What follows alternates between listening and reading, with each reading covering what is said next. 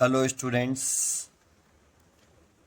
Electric charges and field के आज हम एमसीक्यू कराएंगे। Multiple choice question class 12th के लिए। पहला क्वेश्चन है, फर्स्ट क्वेश्चन आप रीड करिए। A body can be negatively charge by giving excess of electron it. तो right answer, removing some electron from it, giving some proton it, removing some neutron for it from it. तो ये तो possible ही नहीं है, Newton पे तो कोई charge होता ही नहीं है, उसको निकालने से तो नहीं होगा।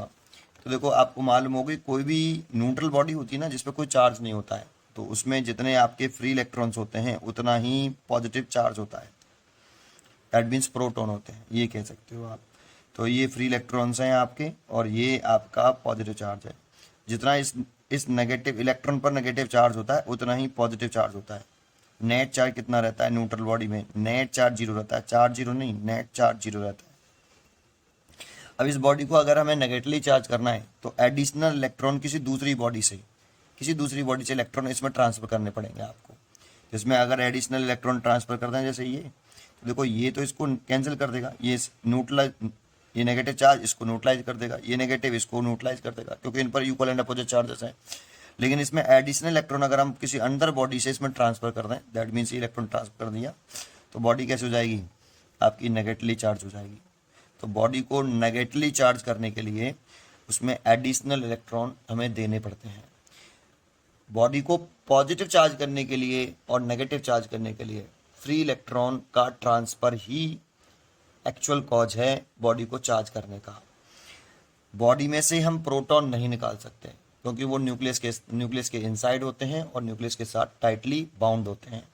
केवल इलेक्ट्रॉन को ही फ्री करा के हम एक बॉडी से दूसरी बॉडी में ट्रांसफर करके बॉडी को पॉजिटिवली चार्ज और नेगेटिवली चार्ज कर सकते हैं। नेगेटिव चार्ज करने के लिए बॉडी में एडिशनल इलेक्ट्रॉन देने होंगे, तो हमने दिए।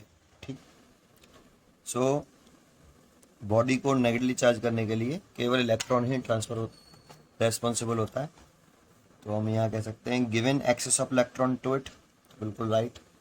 अगर हम इलेक्ट्रॉन को देंगे किसी बॉडी को, एक्सेस की इलेक्ट्रॉन की एक्सेस होगी तभी बॉडी कैसी होगी? नेगेटिवली चार्ज होगी। Removing some electron from it, wrong हो गया। Giving some proton it to it, wrong हो गया। Removing some neutron from it, wrong. इसकी चॉइस हो गई फर्स्ट का ए। सेकंड क्वेश्चन पढ़ते हैं। सेकंड में कह रहा है आपसे the unit of permittivity of free space is. Unit पूछ रहा है परमिटिविटी ऑफ फ्री स्पेस। देखो, आप कूलाम्स लॉ से, जिसमें परमिटिविटी हो, इलेक्ट्रिक फील्ड के फॉर्मूले से आप यूनिट निकाल सकते हो। जैसे हम एफ से निकालते हैं कूलाम्स लॉ से, 1/4 pi epsilon not Q1 Q2 over r square. तो आपको परमिटिविटी की यूनिट चाहिए तो इसको ऊपर ले आइए या इसको नीचे ले आइए। तो आप इसे ऐसे लिख सकते हो, epsilon naught is equal to 1/4 pi F Q1 Q2 over r square. तो आप इस परमिटिविटी की जो यूनिट लिख सकते हो, चार्ज की क्या होती है? कुलाम। तो कुलाम, और इस कुलाम, इसकी भी कुलाम, तो कुलाम स्क्वायर। 4 पाई की कोई यूनिट नहीं है, फोर्स की न्यूटन, और डिस्टेंस की मीटर, उसका स्क्वायर होता है तो मीटर स्क्वायर। आप इसे ऐसे लिख सकते हो, कूलाम स्क्वायर, न्यूटन को ऊपर लाइए तो -1 और मीटर की पावर -2।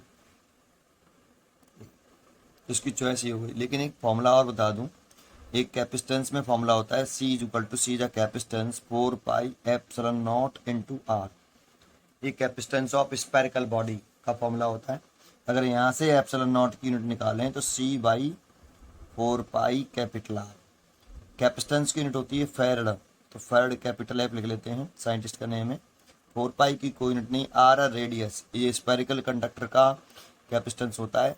सिंगल कंडक्टर इसकी रेडियस अगर कैपिटल R हो तो कैपेसिटेंस इतना होता है, ये वाला।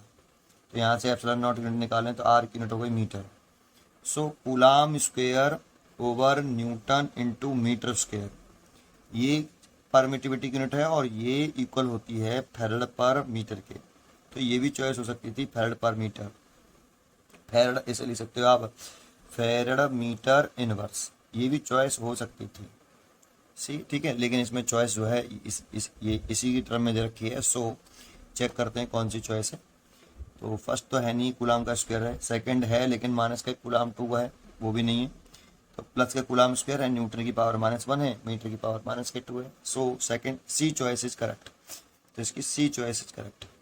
ठीक है, इसका क्वेश्चन नंबर 3 की तरफ चले। तीसरा क्वेश्चन क्या कह रहा है, विच of the following is not, not लिखा है तो क्वेश्चन को ढंग से पढ़ना चाहिए।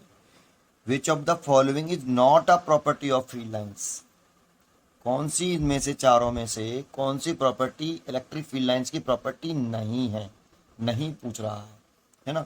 तो फर्स्ट चॉइस पढ़ते हैं, field lines are continuous curve without any break.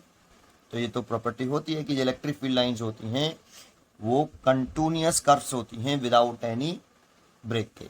कैसे, तो आपको मालूम होगा कि अगर ये कोई इलेक्ट्रिक फील्ड है, ये अगर इलेक्ट्रिक फील्ड है, अगर इसमें हम कोई यूनिट चार्ज पार्टिकल जो मूव करने के लिए फ्री है, इस इलेक्ट्रिक फील्ड के इनसाइड अगर कोई यूनिट चार्ज पार्टिकल जो मूव करने के लिए फ्री है उसको रिलीज कर दें, तो जैसा कि हम जानते हैं कि जब कोई चार्ज पार्टिकल किसी एक्सटर्नल इलेक्ट्रिक फील्ड में मूव करता है, जब किसी एक्सटर्नल इलेक्ट्रिक फील्ड में मूव करता है तो उस पर एक फोर्स लगता है, इलेक्ट्रोस्टैटिक फोर्स लगता है, और वो उस इलेक्ट्रोस्टैटिक फोर्स की डायरेक्शन इलेक्ट्रिक फील्ड की डायरेक्शन में होती है और वो पार्टिकल मूव करता है। तो जिस ये चार्ज पार्टिकल जिस पाथ पर मूव करता है उस पाथ को, उस इमेजनरी पाथ को हम क्या बोलते हैं, इलेक्ट्रिक फील्ड बोलते हैं, सॉरी इलेक्ट्रिक फील्ड लाइंस बोलते हैं।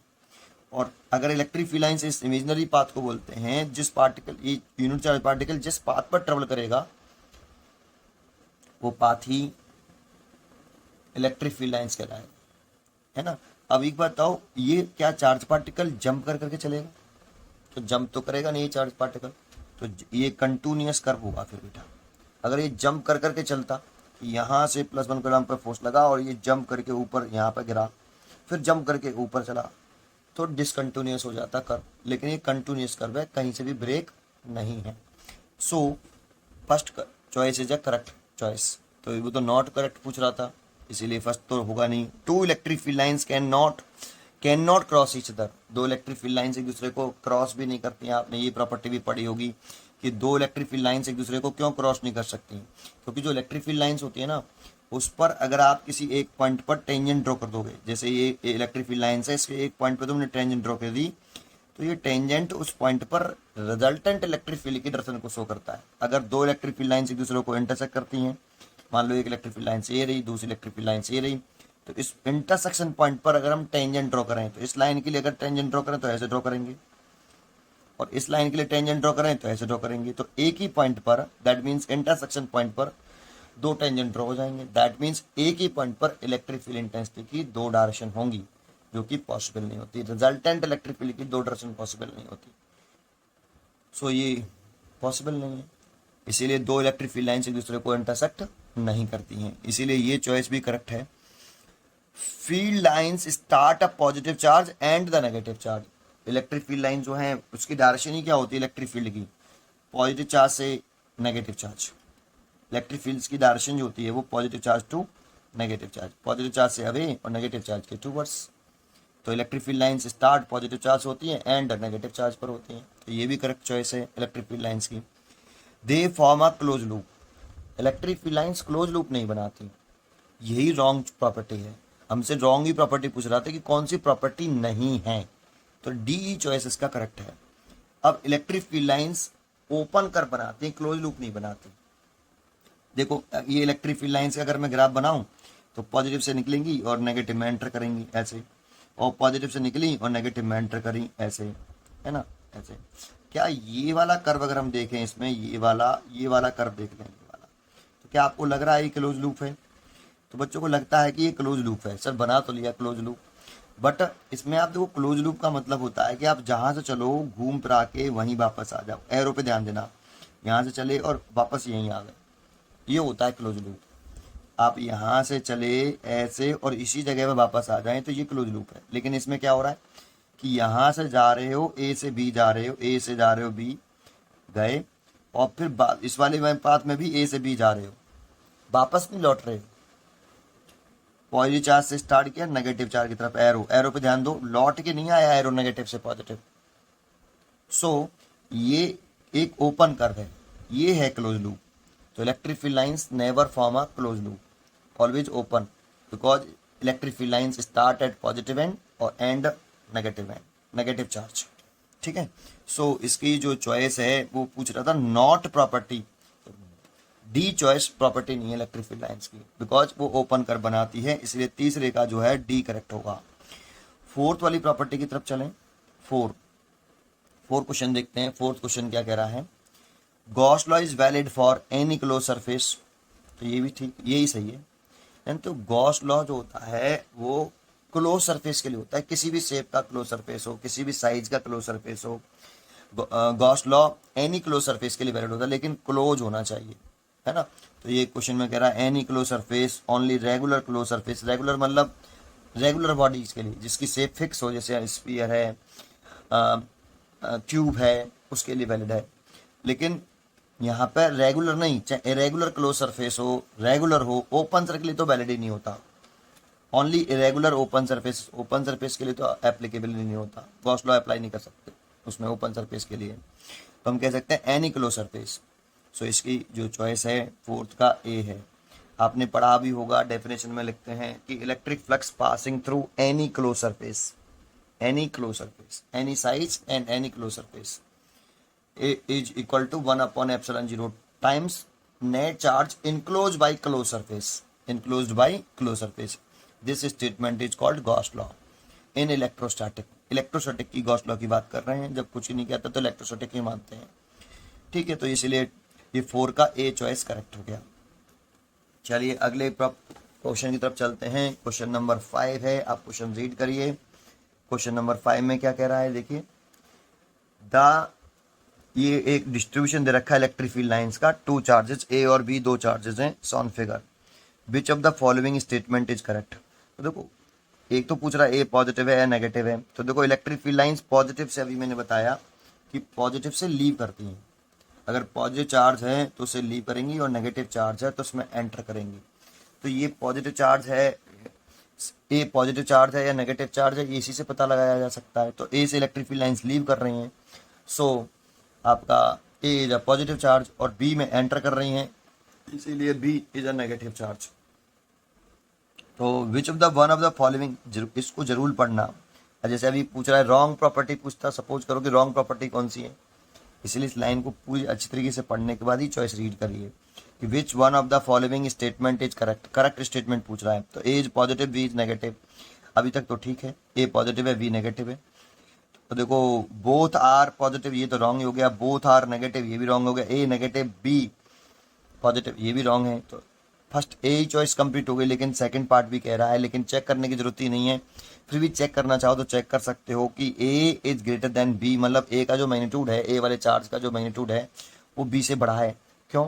तो एक प्रॉपर्टी आपने पढ़ी होगी कि इलेक्ट्रिक फील्ड लाइंस जितनी क्लोजर होती हैं उतना इलेक्ट्रिक फील्ड स्ट्रांग होता है, और क्लोजर कब होंगी, जितनी इलेक्ट्रिक फील्ड लाइंस किसी चार्ज से जितनी ज़्यादा इलेक्ट्रिक फील्ड लाइंस निकाल दोगे उतनी ज़्यादा क्लोज आ जाएंगी। तो चार्ज का जो मैग्नीट्यूड ऑफ चार्ज होता है, ये प्रॉपर्टी है कि magnitude of charge is directly proportional to number of magnetic field, sorry electric field, number of electric field lines originating और टर्मिनेटिंग। तो चार्ज का जो मैग्नीट्यूड है वो number of electric field lines जो निकल रही हैं और जो लीव एंटर कर रही हैं उनके डायरेक्टली प्रोपोर्शनल होता है।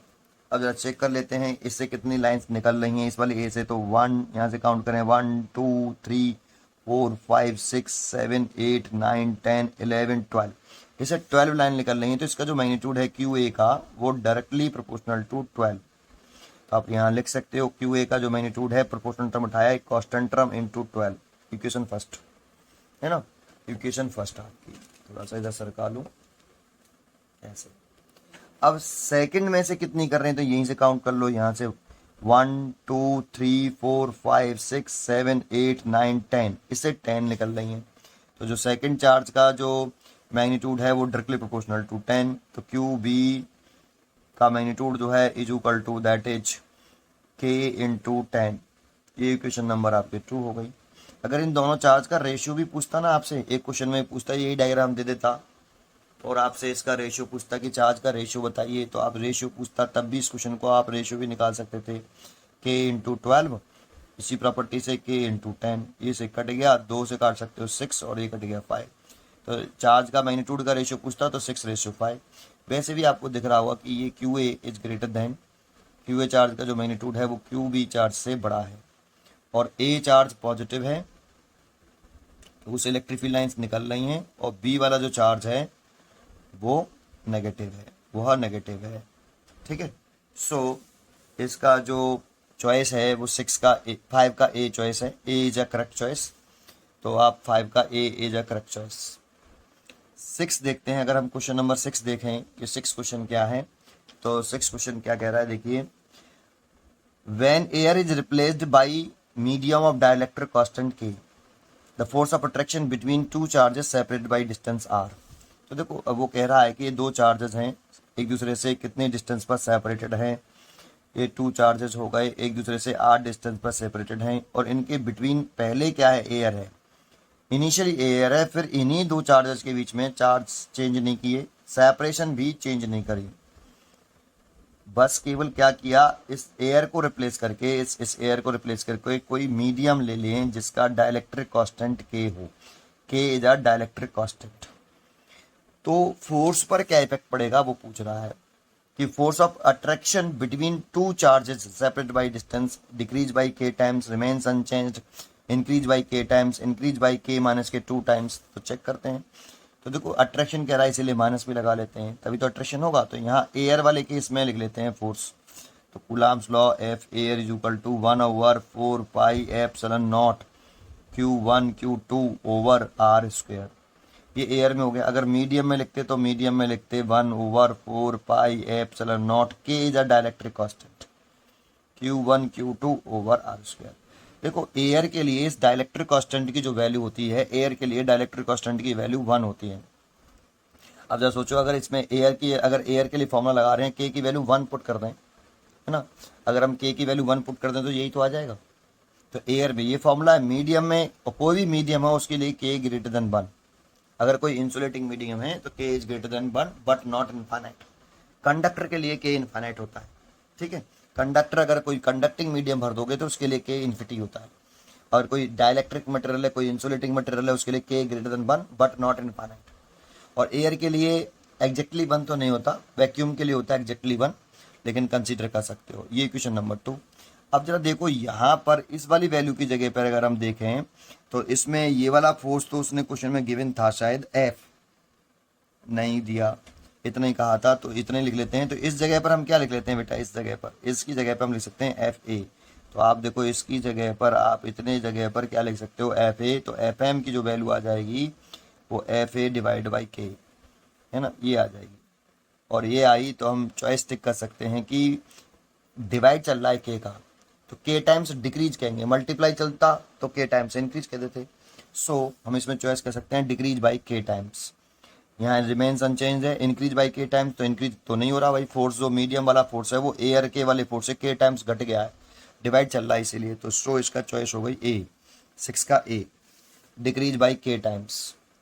क्वेश्चन नंबर 7 रीड करते हैं। 7 क्या है आपका, तो अगर हम 7 रीड करें तो क्वेश्चन नंबर 7 रीड करिए। एक पॉइंट चार्जेस है, is brought near an isolated conducting spheres. देखो यहाँ पे ये पॉइंट चार्ज रख दिया, ये आइसोलेटेड स्पीयर है, मेटल स्पीयर है, कंडक्टिंग बोल रहे हैं ना, कंडक्टिंग स्पीयर है, कंडक्टिंग स्पीयर है ये, और यहाँ पर एक पॉइंट चार्ज प्लेस कर दिया है। The electric field lines is best is given by, कौन सी इलेक्ट्रिक फील्ड लाइन्स में बेस्ट है, मतलब सही है ना, आपको ये बताना है। तो देखो ये इलेक्ट्रिक फील्ड लाइंस पॉसिबल नहीं है, ये भी पॉसिबल नहीं है, और देखें तो ये पॉजिटिव है, लीव कर रहा है, और ये पॉजिटिव है, ये भी पॉजिटिव है। तो इसमें ये वाला करेक्ट है, बी वाला, सेकंड वाला। क्यों बताता हूँ। देखो फर्स्ट वाला क्यों करेक्ट नहीं है वो जरा समझते हैं। ये फर्स्ट वाला करेक्ट क्यों नहीं, फर्स्ट वाले में क्या खराबी है। तो जरा देखो फर्स्ट वाले केस में उसने क्या किया है कि देखो ये कोई कंडक्टिंग स्पीयर है, अनचार्ज है। अगर इसके नियर भाई आप यहाँ एक पॉजिटिव चार्ज रख रहे हो, बस केवल यहीं रख रहे हो, इस पॉजिटिव चार्ज से इंडक्शन के थ्रू, विदाउट एनी कांटेक्ट है, इंडक्शन के थ्रू इसके जो नेगेटिव चार्ज होंगे वो इस साइड में अट्रैक्ट हो जाएंगे, और जो पॉजिटिव चार्ज है ये वाला पॉजिटिव चार्ज इसके पॉजिटिव चार्ज को रिपेल कर देगा, तो इधर पॉजिटिव चार्ज आएगा ऐसे, है ना। ठीक है, ये पॉजिटिव है तो इसके इंडक्शन से नेगेटिव आ गया, ये पॉजिटिव आ गया। अब इलेक्ट्रिक फील्ड लाइंस होती हैं वो पॉजिटिव चार्ज से लीव करती है, नेगेटिव में एंटर करती हैं। तो ये इलेक्ट्रिक फील्ड लाइंस यहाँ से लेकिन एंटर भी कैसे करती हैं स्फीयर में। स्फीयर के सरफेस से जब इलेक्ट्रिक फील्ड लाइंस एंटर करती हैं या लीव करती हैं तो सरफेस के परपेंडिकुलर होनी चाहिए बेटा, है ना। तो परपेंडिकुलर होनी चाहिए, तो ये इलेक्ट्रिक फील्ड लाइंस इसमें जब एंटर करे तो सरफेस के परपेंडिकुलर हो बेटा। परपेंडिकुलर मतलब जो इलेक्ट्रिक फील्ड लाइंस आए उसकी जो डायरेक्शन है वो अलोंग द सेंटर रहे। ऐसे थोड़ा सा ये ऐसे बना रहे हैं जैसे ये बनाया, तो ये इलेक्ट्रिक फील्ड लाइंस कुछ ऐसे आनी चाहिए, ऐसे ये एंटर करनी चाहिए और सरफेस के परपेंडिकुलर रहे, है ना। और यहाँ से पॉजिटिव चार्ज है तो यहाँ से भी आपकी जो इलेक्ट्रिक फील्ड लाइंस है वो सरफेस के परपेंडिकुलर निकलनी चाहिए, जैसे इसने निकाली है ये ऐसे लीव करनी चाहिए। पॉजिटिव चार्ज से लीव और नेगेटिव में एंटर, और ये पॉजिटिव चार्ज है तो इसे यहाँ से लीव करेगा, ठीक है। अच्छा तो इसमें क्या ए वाले में फर्स्ट वाले में सही है, तो यही फर्स्ट वाला ही सही है बेटा।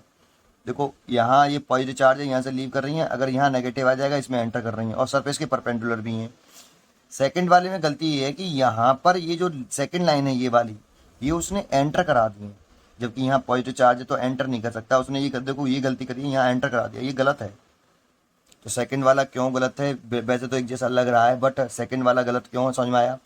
थर्ड वाला गलत होने की वजह है कि ये सरफेस के परपेंडिकुलर नहीं है, ये भी लीव कर रही हैं सर देखो, लेकिन ये सरफेस के परपेंडिकुलर नहीं हो सकती। अगर आप ऐसे इलेक्ट्रिक फील्ड लाइंस बनाओगे तो ये लाइन तो सरफेस के परपेंडिकुलर है, लेकिन ये लाइन सरफेस के परपेंडिकुलर नहीं है, क्योंकि परपेंडिकुलर लाइन होती है वो सेंटर से पास होती हैं। स्फीयर के सेंटर से पास होंगी तो ये स्फीयर के परपेंडिकुलर ही नहीं है, सेंटर से पास ही नहीं हो रही। सो ये इलेक्ट्रिक फील्ड लाइन से सरफेस की कैसी नहीं है, यहाँ पर परपेंडिकुलर नहीं है। और एक बात और ध्यान रखना, कंडक्टिंग स्फीयर होता है ना तो उसके इनसाइड इलेक्ट्रिक फील्ड जीरो होता है इलेक्ट्रोस्टैटिक कंडीशन में। इलेक्ट्रोस्टैटिक कंडीशन मतलब जब करंट कंडक्ट नहीं कर रही तब, है ना। तो इसमें करंट तो कंडक्ट कर ही नहीं स्फीयर में, कंडक्टिंग स्फीयर के इनसाइड, तो इलेक्ट्रिक फील्ड जीरो। जहाँ इलेक्ट्रिक फील्ड जीरो नहीं होगा वहाँ इलेक्ट्रिक फील्ड लाइंस एग्जिस्ट नहीं करती, तो इसके अंदर इलेक्ट्रिक फील्ड लाइंस एंटर नहीं करनी चाहिए बेटा। तो इसमें किसी में भी इलेक्ट्रिक फील्ड लाइंस एंटर तो एंटर कराई ही नहीं है। समझ में आया। तो 4 पॉइंट बताए मैंने, तो फर्स्ट फिगर जो है वही करेक्ट है, ठीक है ना, बेस्ट फिगर वही है। तो फिगर 7 का ए, तो इसका 7 का ए आ जाएगा बेटा, ये 7 का ए। नेक्स्ट क्वेश्चन देखते हैं अगले पेज पर। तो नेक्स्ट क्वेश्चन की तरफ चलें। एक क्वेश्चन नंबर आपका 8 है, रीड करिए।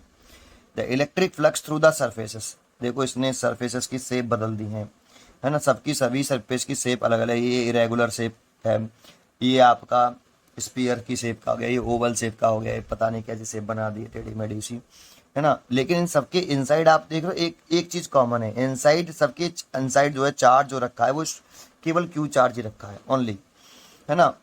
और ये बना दिया और कह रहा है कि the electric flux through the surfaces in the figure the largest. Electric flux जो है सरफेस ए से जो फर्स्ट वाले सरफेस से पास हो रहा है वो लार्जेस्ट है ना, सॉरी इस वाले फिगर से लार्जेस्ट है, फिर थर्ड वाले से लीस्ट है, फर्स्ट सेकंड और थर्ड से सेकंड में सेम बट स्मॉलर देन इतने, same for all the figure. तो देखो आपको गॉस लॉ आती हो, गॉस लॉ कहता है कि जो इलेक्ट्रिक फ्लक्स होती है वो शेप और साइज पर डिपेंड नहीं करती।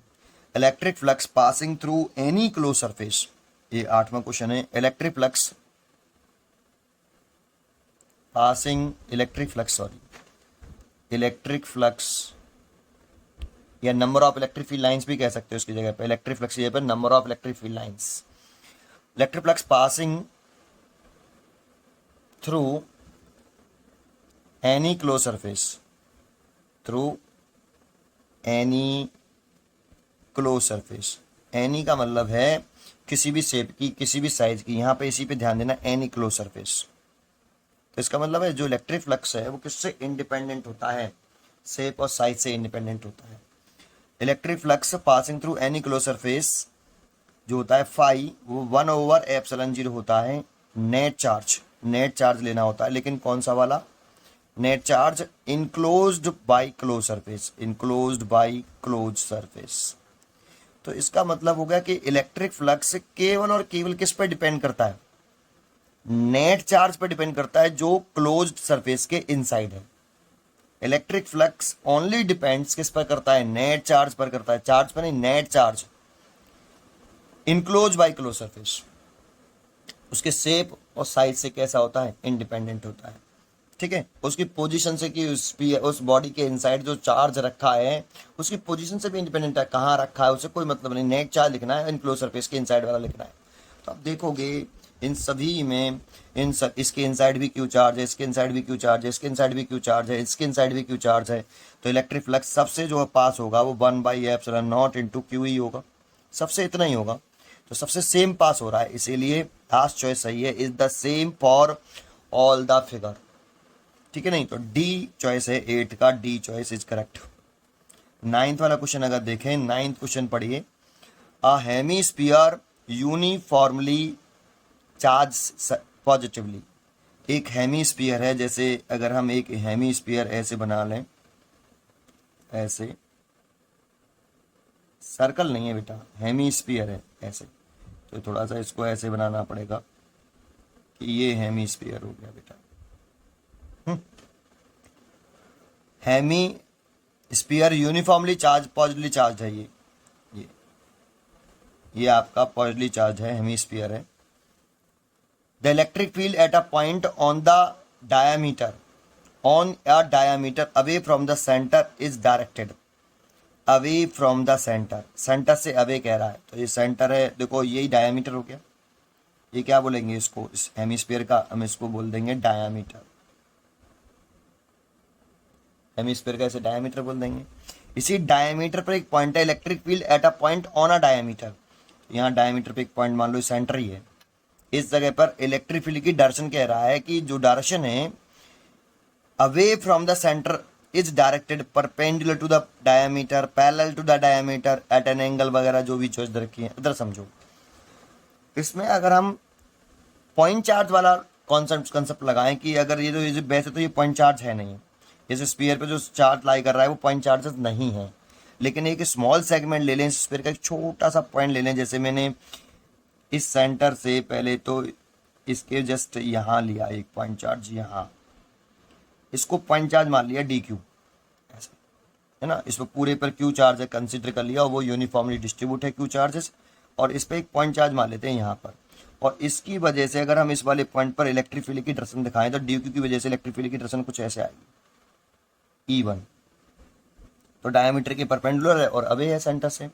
ठीक है, लेकिन अगर यहाँ पर एक डी क्यू चार्ज माने से तो बहुत सारे डी क्यू चार्जेस होंगे, तो अगर इस जगह पर डी क्यू चार्ज माने, इस जगह पर, तो इस डी क्यू चार्ज की वजह से जो इलेक्ट्रिक फील्ड होगा वो पॉजिटिव चार्ज से अवे होता है और लाइन जोनिंग के अलॉन्ग होता है, तो लाइन जोनिंग के अलॉन्ग और पॉजिटिव चार्ज से अवे, दैट मीन्स ऐसे होगा। ठीक है, ये डीई चार्ज कहें बेटा, इसे डीई कहें, इसे डीई कहें, ये भी डीई है क्योंकि स्मॉल चार्ज की वजह से निकाल रहे हैं, ये नेट इलेक्ट्रिक फील्ड नहीं है अभी। अब जितना आप इस वाले पॉइंट से इधर गए हो सिमेट्री से, उतना ही इधर आ जाओ बेटा, यहाँ आ गए, तो ये डी क्यू चार्ज फिर लिख दिया, और इस डी क्यू चार्ज की वजह से इस वाले पॉइंट पर फिर डायरेक्शन निकालें, तो अब लाइन जॉइनिंग के अलॉन्ग और पॉजिटिव चार्ज से अवे, दैट मीन्स ये डी आएगा। लेकिन इसमें ध्यान रखना है जितना आप इस वाले पॉइंट से इधर गए हो उतना ही इधर आना है। अगर ऐसा करोगे तो ये डीई और ये डीई मैग्नीट्यूड में इक्वल आएगा, ये डी और ये वाला डीई मैग्नीट्यूड में इक्वल आएगा, और ये डी और डी मैग्नीट्यूड में इक्वल है, तो इन दोनों का अगर हम रिजल्टेंट निकालेंगे, इस वाले का इसका रिजल्टेंट निकालेंगे, तो इसका रिजल्टेंट इन दोनों के बीच में जो एंगल है उसके बाइसेक्टर से पास होगा, दैट मीन्स ऐसे ही पास होगा, ऐसे, इन दोनों का रिजल्टेंट है ना। ऐसे ही बच्चे कहते हैं कि अगर मैं यहाँ पर डी क्यू लेता, तो यहाँ पर डी क्यू ले रहे हो तो इसकी डायरेक्शन आप ऐसे दिखाते, ऐसे, और यहाँ इस जितना आप इधर से इधर गए हो उतना इधर से इधर आ जाओ, तो उसकी वजह से डायरेक्शन दिखाते हैं ऐसे। तो अब जानते हो ये वाला डीई और ये वाला डीई इक्वल होगा मैग्नीट्यूड में, और इन दोनों का रिजल्टेंट भी इसके बाइसेक्टर से पास होगा, इन दोनों के बीच में जो एंगल है उसके बाइसेक्टर, तो ऐसे ही पास होगा उसका भी। तो फाइनली मैं ये कहूँगा कि इलेक्ट्रिक फील्ड की डायरेक्शन जो होगी वो इस डायामीटर के कैसे होगी, परपेंडिकुलर होगी, और सेंटर से अवे तो है ही है। सो इसीलिए इसकी जो चॉइस ले सकते हैं वो ए लिख सकते हैं, perpendicular to the diameter, away बोल ही दिया। The electric field at a point on a diameter away from the centre is directed perpendicular to diameter, parallel to diameter, तो perpendicular to diameter A choice ही correct है, 9th की ए। Perpendicular ही आ रही है और कोई चॉइस, तो at an angle tilted toward the diameter, at an angle tilted away from the diameter, choice ही नहीं है। So A is a correct choice. ठीक है, ये आपका क्वेश्चन नंबर 10 हो गया। अगले क्वेश्चन की तरफ हम चलें तो अगला क्वेश्चन है 10। तो क्वेश्चन नंबर 10 देखें, ये लास्ट क्वेश्चन कराएंगे, 10 ही क्वेश्चन कराएंगे एक पार्ट में, नेक्स्ट पार्ट में इसे आगे कराएंगे। ठीक है, तो जो 10 क्वेश्चन है उस पर ध्यान दीजिए, बहुत अच्छा क्वेश्चन है, ये एनसीईआरटी एग्जामिनर का दे रखा है। लिख रहा है कि figure shows electric field lines in which electric dipole P, dipole moment है, place the sound figure, which of the following statement is correct. तो देखो यहाँ जो इलेक्ट्रिक फील्ड लाइंस है ये नॉन यूनिफॉर्म इलेक्ट्रिक फील्ड है ना। कैसे बनाया है थोड़ा सा मैं बना के दिखाता हूँ। उसने कुछ ऐसे बनाया है, देखो पहले तो एक लाइन ऐसे बना देता हूँ सीधी, फिर उसने यहाँ पर ऐसे लाइन बनाई है, ये ऐसे थोड़ा सा साफ क्लियर नहीं बनाया उसने, लेकिन है नॉन यूनिफॉर्म, ऐसे ऐसे बनाया। और यहाँ उसने एक डाइपोल प्लेस कर दिया है ऐसे, ये माइनस के क्यू है और ये एक प्लस के क्यू है, ऐसे ये एक डाइपोल प्लेस कर दिया उसने ऐसे, और डाइपोल मोमेंट की डायरेक्शन दिखा दी उसने ऐसे पी, देखो दिख रहा है ऐसे, ये प्लेस किया है, ये नॉन यूनिफॉर्म है, डाइपोल मोमेंट की डायरेक्शन दिखाई है उसने। अब जरा देख के बताओ कि मेरे को ये बताओ कि इस साइड में इलेक्ट्रिक फील्ड स्ट्रांग होगा या इस साइड में इलेक्ट्रिक फील्ड स्ट्रांग होगा। तो हम कहेंगे यहाँ इलेक्ट्रिक फील्ड जो लेफ्ट साइड है वहाँ इलेक्ट्रिक फील्ड स्ट्रांग है, और यहाँ राइट हैंड साइड में इलेक्ट्रिक फील्ड वीक है। आपको कैसे मालूम? तो हमें इस तरह से मालूम पड़ा कि इलेक्ट्रिक फील्ड लाइन जितनी क्लोज होती हैं उतना इलेक्ट्रिक फील्ड स्ट्रांग होता है, और जितनी फर्दर होती हैं इलेक्ट्रिक फील्ड लाइन दूर दूर होती हैं आपस में, उतना इलेक्ट्रिक फील्ड वीक होता है। ठीक है, दूसरा पॉइंट, इस नेगेटिव चार्ज पे जो फोर्स लगता है, इलेक्ट्रिक फील्ड जो फोर्स लगाता है वो इलेक्ट्रिक फील्ड के अपोजिट डायरेक्शन में लगता है। नेगेटिव चार्ज पर फोर्स इलेक्ट्रिक फील्ड के अपोजिट डायरेक्शन में लगता है, तो इस पे जो फोर्स लगेगा इलेक्ट्रिक फील्ड के अपोजिट डायरेक्शन में, दैट मीन्स ऐसे लगेगा नेगेटिव चार्ज पर ऐसे। ये मान लो F1 है, कितना लगेगा QE1, और इस पॉजिटिव चार्ज पार्टिकल पे जो फोर्स लगेगा वो इलेक्ट्रिक फील्ड की डायरेक्शन में लगेगा, तो इधर लगेगा ऐसे ही, कितना लगेगा F2 बराबर QE2। देखो चार्ज तो इक्वल थे, Q माइनस के Q प्लस के Q, लेकिन इलेक्ट्रिक फील्ड डिफरेंट है, और इलेक्ट्रिक फील्ड इधर स्ट्रांग है तो इलेक्ट्रिक फील्ड ज्यादा है तो F1 ज्यादा हुआ, तो इलेक्ट्रिक फील्ड E1 ज्यादा है E2 से, सो F1 is greater than F2। अच्छा, तो आंसर पढ़ते हैं क्या कह रहा है। पहला, the dipole will not experience any force. क्या बेटा एक बात बताओ, ये दोनों फोर्स इक्वल तो है नहीं है, तो नेट फोर्स लिखे हैं तो इस पे दो फोर्स लग रहे हैं, तो नेट फोर्स निकालें F, तो F1 बड़ा है F2 से, और डायरेक्शन कैसी है अपोजिट, जब डायरेक्शन अपोजिट होती है तो सबट्रैक्ट कर देते हैं F1 minus F2 net force निकालने के लिए। तो नेट फोर्स निकाला F1 माइनस F2, तो ये F1 F2 इक्वल नहीं है तो नेट फोर्स 0 नहीं होगा।